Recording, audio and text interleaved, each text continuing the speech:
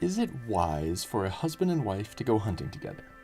It seems like it'll either be the best thing they do all year, or it'll end in divorce.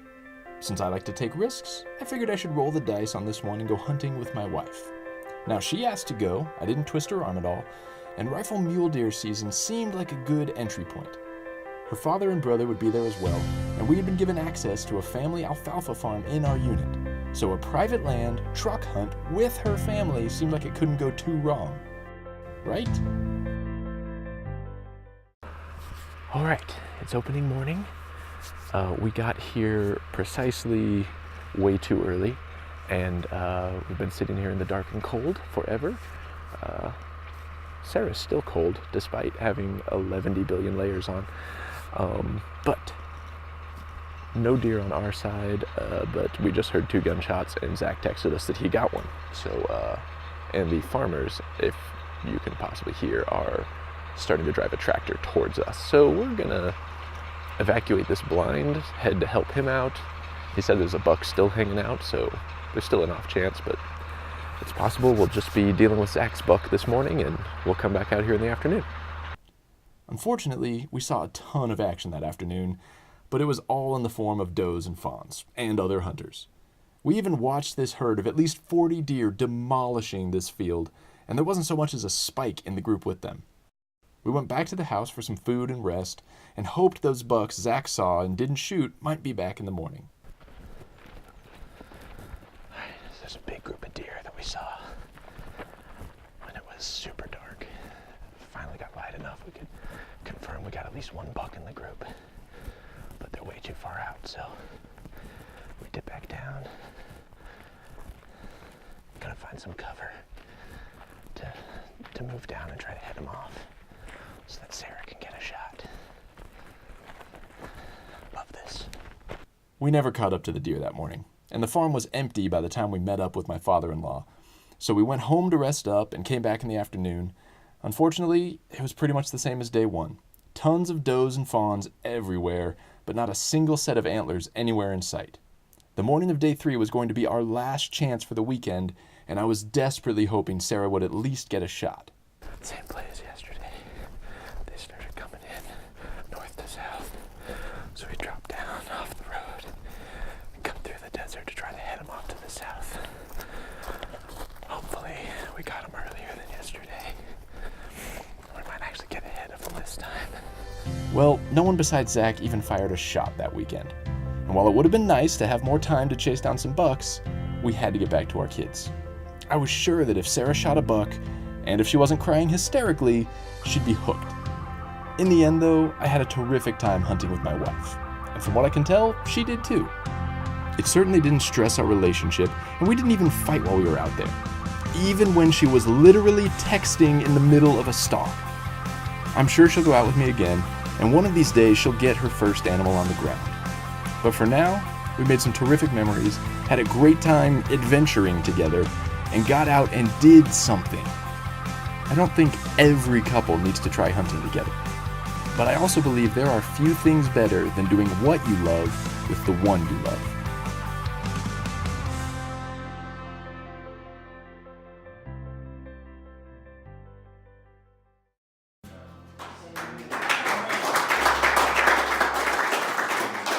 I have a very cool and understanding wife, but yes, we were rushing through the desert trying to head off some deer, and I looked like, why isn't she behind me? And I look back and she's walking along. And so, like a normal person, I just turned on the camera to capture it, so there was evidence that she did in fact do that. This morning, talking about significance, and where we find that and how we pursue that. And I think I want to start with kind of the question, because I think it's how sometimes our pursuit of significance plays out, is have you ever wanted to see somebody else get like knocked down a peg? Like, it's tough to admit, it sounds like a horrible thing, but deep down in your gut you think like, no, I'm better, they are lesser, I'm smarter, they're dumber, whatever it is. Like, you don't necessarily want to knock them down yourself, but man, you would love to just see them take a fall and everyone see, see, I'm better, they're not so great. When I got married, just before we got married, actually, I bought a condo in Central Phoenix. It was 35th and Glendale, just up the street from FCC.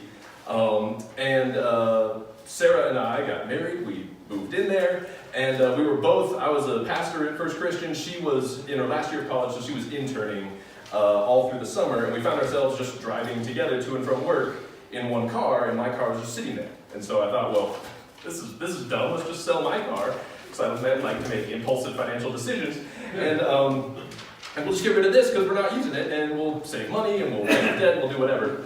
And that seemed fine. This was early enough that Craigslist wasn't really a thing yet. So I just did the old school, got like the shoe polish marker, and just wrote on the back of the car, for sale, a couple details, no big deal, and went on about my day.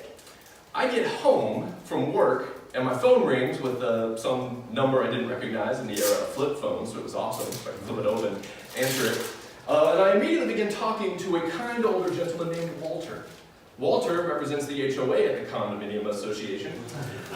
And he informs me that somewhere buried in the HOA regulations that I evidently signed when I bought the house, that it says you cannot run a business out of your home. I said, okay, cool, I'm not running the business out of my home.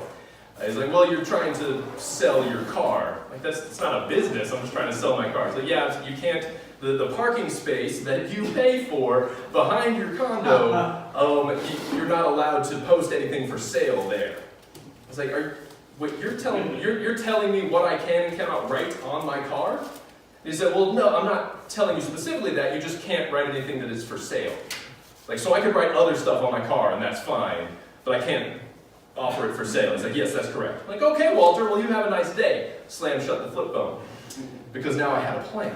And my wife saw that look in my eye, and she's like, he's about to do something dumb.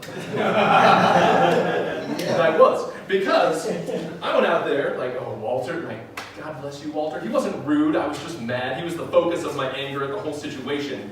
Like, I'm going to teach Walter a lesson. So I go out there, the wet rag, clean all the for sale stuff. Fortunately, I had leftover shoe polish marker, and in the letters that filled the entire back window, I simply wrote the word poop on my car. P-O-O-P, it's a palindrome, one of my favorite words. So now Walter could drive by and see this giant poop sign in my parking space, just to teach him a lesson about how stupid his rules are and how smart I am. And so an hour or so, I come back in and I've got that smirk on that proud smirk, guys, that we get when we know, like, this is juvenile, but I'm pretty proud of myself. And my wife's like, what did you do? Like, you'll see. And so she goes out and sees, she's like, you're an idiot. But she got it. She was just gonna let this play out.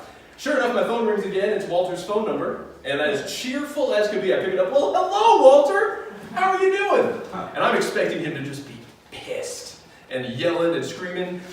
And I am shocked when Walter is just the kindest, sweetest human being ever on the planet. Like, I truly don't know if he even saw the sign. He just was calling back and said, hey, I kind of felt bad about our conversation, and I know there's a lot of rules to keep track of, and I remember when I was new to the area, it was kind of tough, and so I just wanted to make sure you didn't feel like, beat up on or anything, that we want you to feel welcome here as you live. Walter, you freaking turd! Like, I want to be mad at you, don't be nice. And so, to this day, either it was just coincidence and it was the Holy Spirit reminding me that I'm an idiot, or Walter is the smoothest guy in the world, and he drove by and saw it and said, oh, I could call and yell and make a stink, but he just totally played me like a sucker and called it the nice guy routine.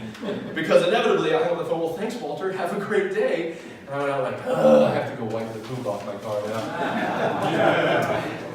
Because I thought I was so sure, like, I am right. I am justly upset. This cannot stand. I have to prove a point, teach Walter a lesson. I wanted to see him and his whole HOA buddies just knocked down, like, how's that for your stupid rules? And I was reminded that I, in fact, am the idiot in this situation. But we have this tendency, I think especially as guys, where we just want to be up a little bit. We want to be seen as better, seen as just a step above the next guy, and we don't like to admit that, and that sounds so unbiblical, and it is, but deep down, I think in all of our sin natures, we want that.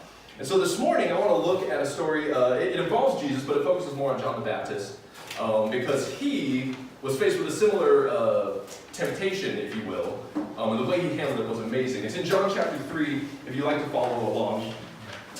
But this is what's playing out is John has been out in the wilderness baptizing people. And he is, in this account, at this point, he's already baptized Jesus, which we talked about a bit last night.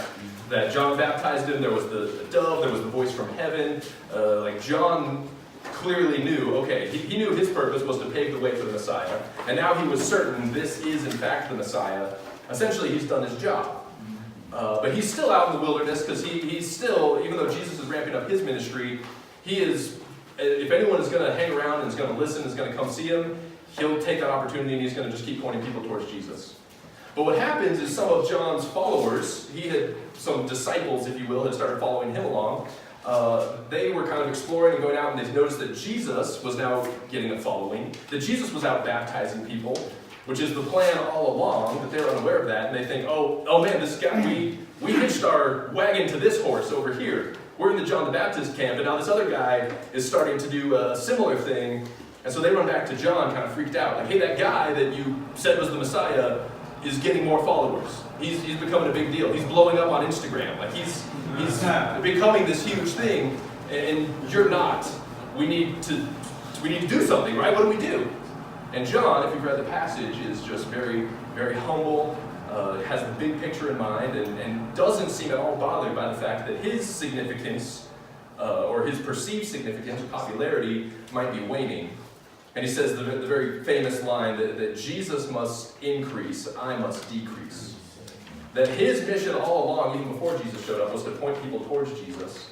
And now that Jesus is here and doing his ministry, his job is still to point people there. He wants Jesus to be significant through him. He doesn't really care if he is significant himself. Which should ultimately be all of our goals, but that's easier said than done.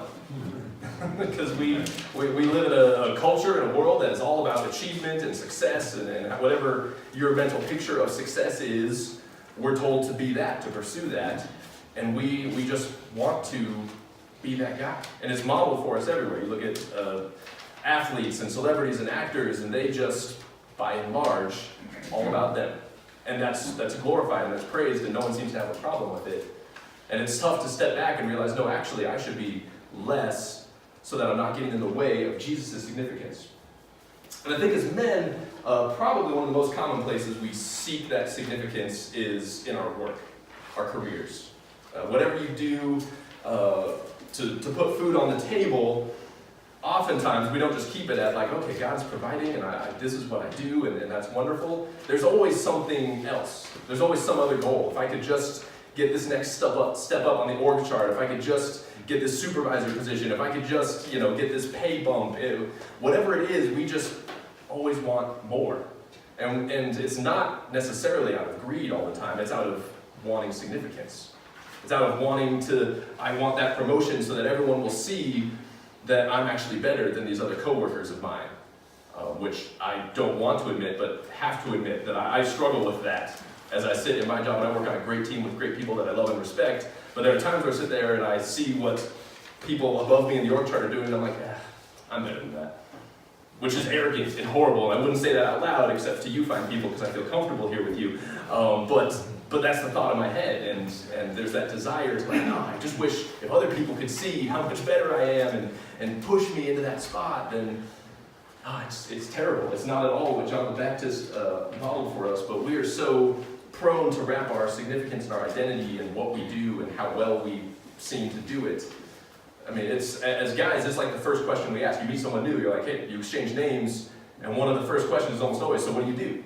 Like that's just, it's culturally, it's how we do things, and it can be a fine conversation starter, but I think it's also indicative of how our culture tends to put our identity on what we do and how successful we are at it, which just fuels that desire to be distracted and to put the spotlight on ourselves rather than on Jesus. And the thing that I've seen in a bunch of other people's lives, and I've gone through specifically in the past years, that when we do that, and when we make work or anything really the main thing to try to push ourselves up and above everybody else, is it always takes a toll on us. Because we're putting ourselves in a situation or trying to draw attention to ourselves that was meant to go to Jesus in the first place, And that messes with us. Sometime, like probably about a year and a half ago now, I started realizing that the job I was doing for the church was more than a single person should be doing. But the thought of going to my boss and admitting, hey, this is a bit too much, and it's stressing me out, and I don't know how much longer I can keep going at this pace. What man wants to go do that? That's like, hey, I'm weak and flawed, and I can't do this, please don't fire me. Like, no one wants to go do that, so for months I just, like, no, I'm just gonna grind it out, just keep going. And I started, like, having panic attacks, and started getting depressed, and just started having these, like, serious issues, which were massively affecting me at home, because it would be all I could to get through the day at work, and then I would come home and just be fried. And so my kids would want to play, and my wife would want to engage in conversation, and I'm just like, I've got nothing left. I just want to sit here on the couch. Please be as quiet as possible, and I just want to watch TV or check out for a bit. And so I was being a terrible father, a terrible husband. I was just struggling at work, and so finally had that conversation. Went to my boss, like, I can't do this. I don't know what we got to do, but we got to fix something, which was awful and painful, but was received so well.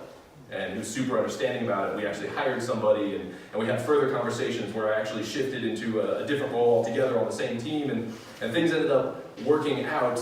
But what happened, what I had to come to was this point of ultimately not caring, believing that what Jesus wanted was not for me to lose my mind, for me to not neglect my family, that if I was going to honor him and serve him in all those areas, I was going to have to take the risk that I might go to my boss and he might say, yeah, well, you could either figure it out or quit. And I was prepared to take that step. Because it stopped being my identity. It stopped being well, no, this is what I do, and I'm the guy who works really hard, I'm the guy who can get anything done, and I'm the guy who just, keep piling on the shoulders. I'm the guy who can stand up under that. That was my significance, that was my identity, and I had to finally let that go.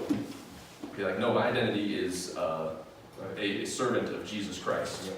And my first priority is to this family he's blessed me with. And second priority is to this church that I serve. And as soon as I became more concerned with what he wanted and how I could make him most significant, it made all that other stuff a lot easier and ultimately brought relief. Amen. Well, I think work is the common one for us. I think we all probably all of us have maybe a couple of things that we tend to make our identity or our source of significance. Like, I'm the blank guy, like I'm the funny guy, or I'm the popular guy, I'm the strong guy, I'm the whatever it is. Like, there's this vision of who you want people to see you as, and we strive for that. And when we do that, I think it often just gets in the way of what Jesus wants to do. Ultimately, it gets in the way of people seeing Jesus through you, because you're trying to make people see you. And I think if I could just kind of encourage a thought or a perspective shift, is that often success, when it comes from like a kingdom perspective and what Jesus wants, looks different than what we tend to think success is. Like that hunt with my wife. If the whole goal of a hunt is to come home with meat, that was a total failure. Like we didn't even see anything with antlers that we could shoot at. But the success of that trip was so much deeper than whether or not a deer hit the ground. It was the time spent with my wife and the fun that we had, the adventure we went on, and the fact that we were doing something other than putting the kids to bed and watching Netflix together. Like, we were out there doing something, making memories, having fun. Another hunt, a couple years ago, I took my oldest on a bear hunt. Just a quick overnight. It was his first night in a tent in the woods, and we didn't even see a single bear. Like, it was just, from a hunting perspective, a failure. But that was a year and a half ago. My son still talks about that almost every week. Nice. Because we made memories. It was the first time he took a dump in the woods, which is a great rite of passage. Every boy should have done that at some point. There was that. We were in the forest for all of 30 seconds, and he squatted down to mess with a stick or a rock or something, sat his butt right on a cactus. And so, we had been in the woods for a minute, and now I'm there with the pliers and his pants down trying to pull needles out of his butt. He still talks about that. Anytime something remotely pertaining to a cactus comes up, he's like, hey, remember that time when I said you had to pull the needles out of my butt? I'm like, yeah, buddy, never gonna forget it. So these trips were not what we might think of as successful, but in the bigger picture, in what Jesus wants to do, they're wildly successful. Amen. I think for our lives, step out of the hunting and move into our just regular lives. Success may not be a huge paycheck. It may not be a promotion to the next level. Success may be somebody who now knows Jesus or is closer to Jesus because you are in their lives. I think it can be easy, especially in the church, to kind of think that, well, I'm not a preacher. I'm not like up front. I'm not like sitting up there with the Bible preaching the gospel. But what kind of significance? How am I actually pointing people to Jesus?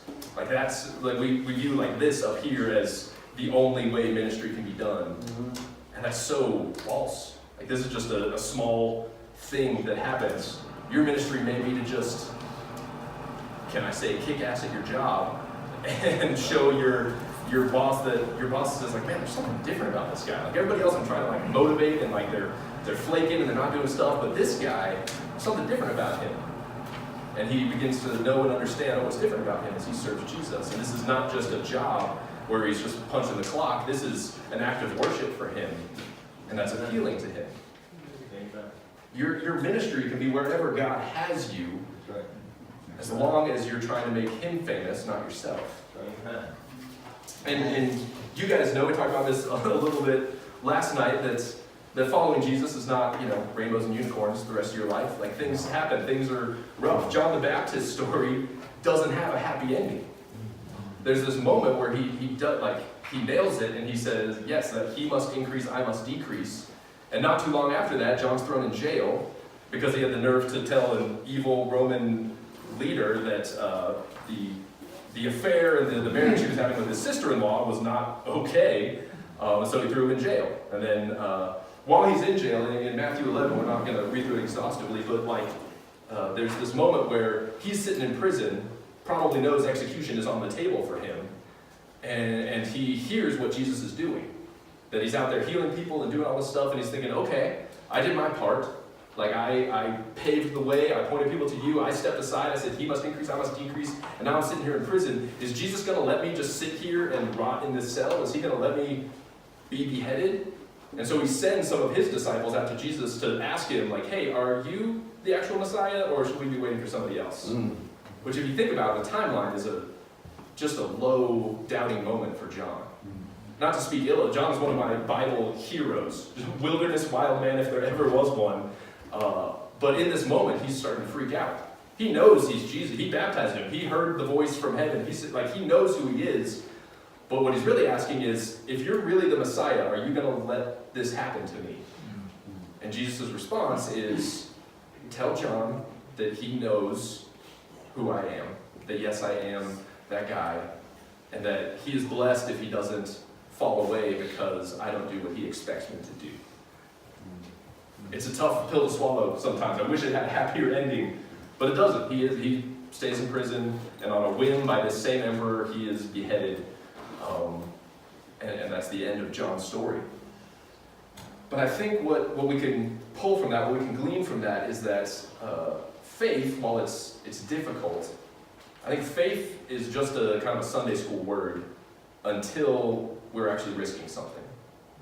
Until we're willing to kind of put up or shut up. Until we're willing to say those that like, hey, I'm not going to worry about what's happening. This guy and I are vying for the same job, and I could, try to throw him under the bus or cut him down, or I could do a whole bunch of things to try to make sure make sure that job is mine. But maybe what I'm going to do is just honor Jesus, behave the way he would want me to in this, and trust that either he will work out for me to get the job or he won't, and God's got something better in store for me. That takes faith. That's tough. These temptations to like manipulate and control and do things so that we end up in the best possible position, I fight those every day. I'm sure you guys do too. But faith is really pausing and trusting and saying, okay, I'm going to honor Jesus and try to point every single person I encounter towards him one way or another, even if it doesn't work out the best for me.